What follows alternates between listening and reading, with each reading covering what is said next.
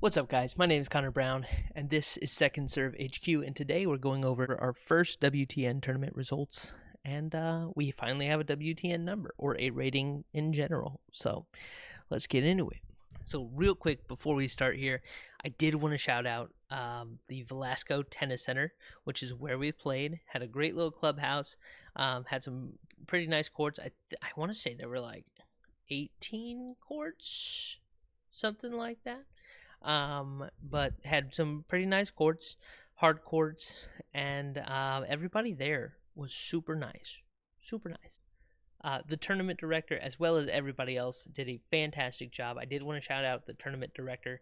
My kids, as well as my brother's kids, were running around everywhere. They were watching tennis. There was a park right across the parking lot, so they went over there and played. And he was super nice, both to us and to our families, and it was just fantastic.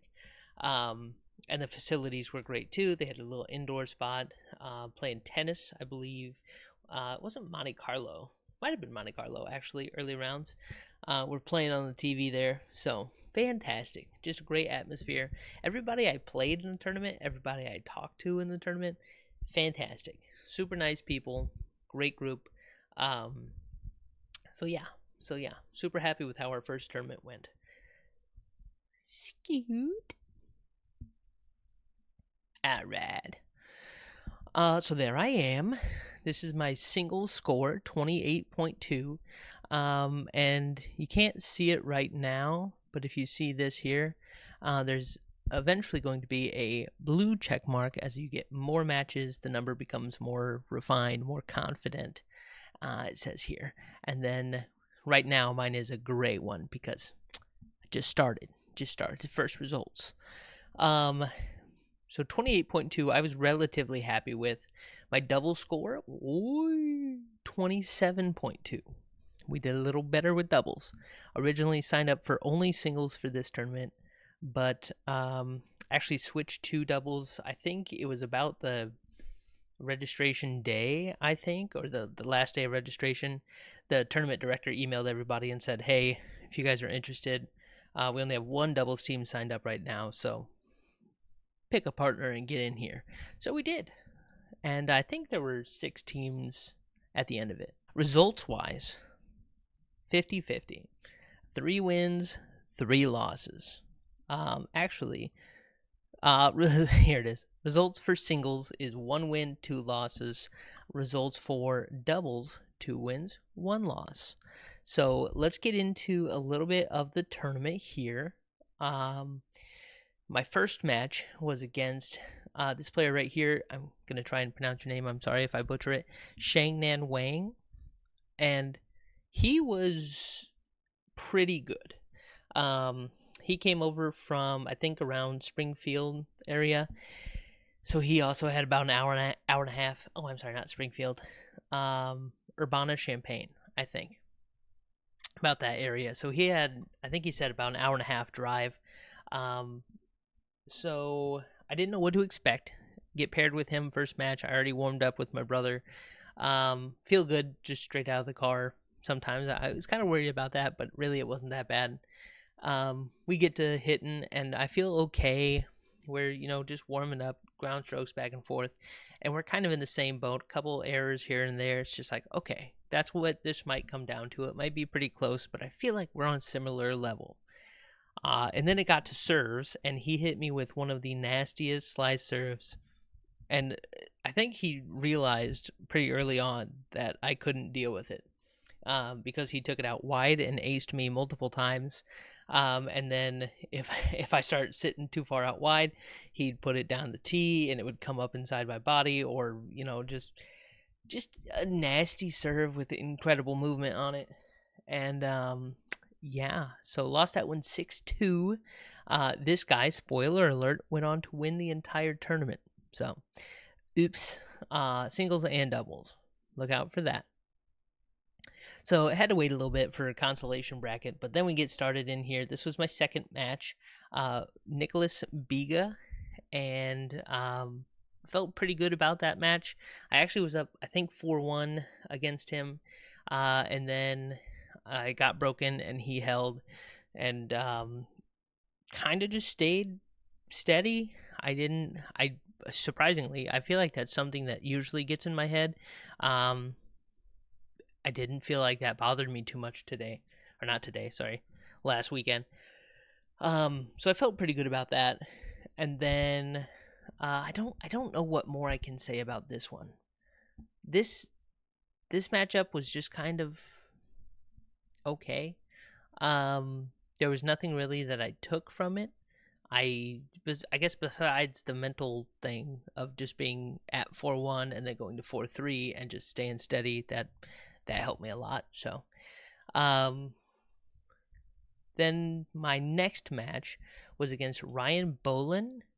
Um, not gonna lie, I think we had like a 15-minute break between these two matches, between all of our matches besides this one. Um, I was gassed, and this dude would try and like pull me to the net. My brother played him and beat him, but I don't know what it was.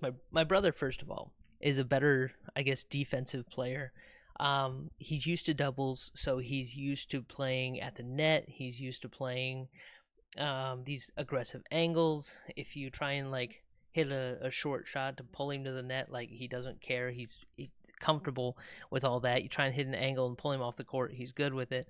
And if he gets to the net, he's just going for put away. Like he's better at that, closing it out, going to the net, and playing defensively than I am.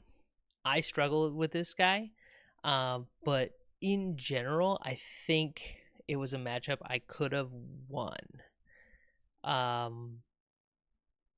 Yeah, I was, I don't know, underprepared, and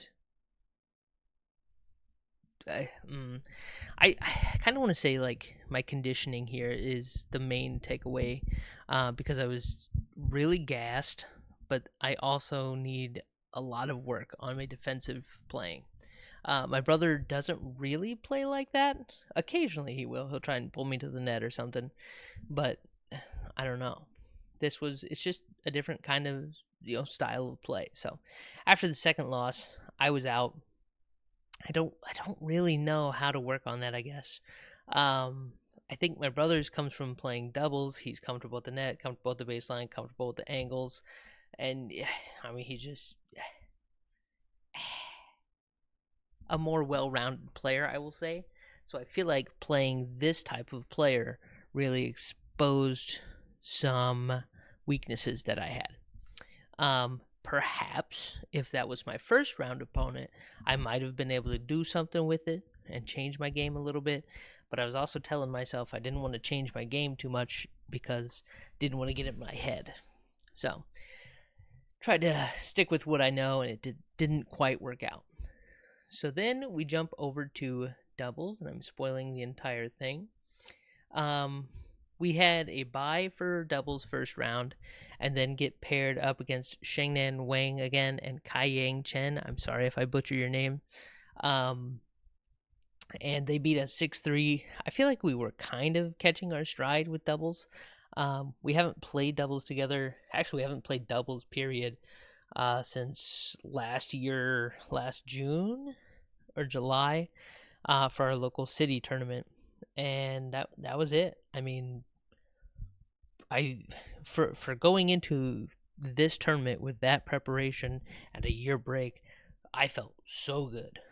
I don't know what it was. I felt like everything clicked for doubles, and it was great. These players, I believe, are at a different level than us, or a little better, I will say. I think there's maybe a chance we could beat them on the right day, but they were pretty good. This is actually the guy who won the tournament, my first round opponent, and then this is the guy who got second. So, and then we moved on to consolation bracket for doubles, and we won this match 6-1. Felt really good about this match. Santiago Vasquez had talked to him a little bit before because I noticed he had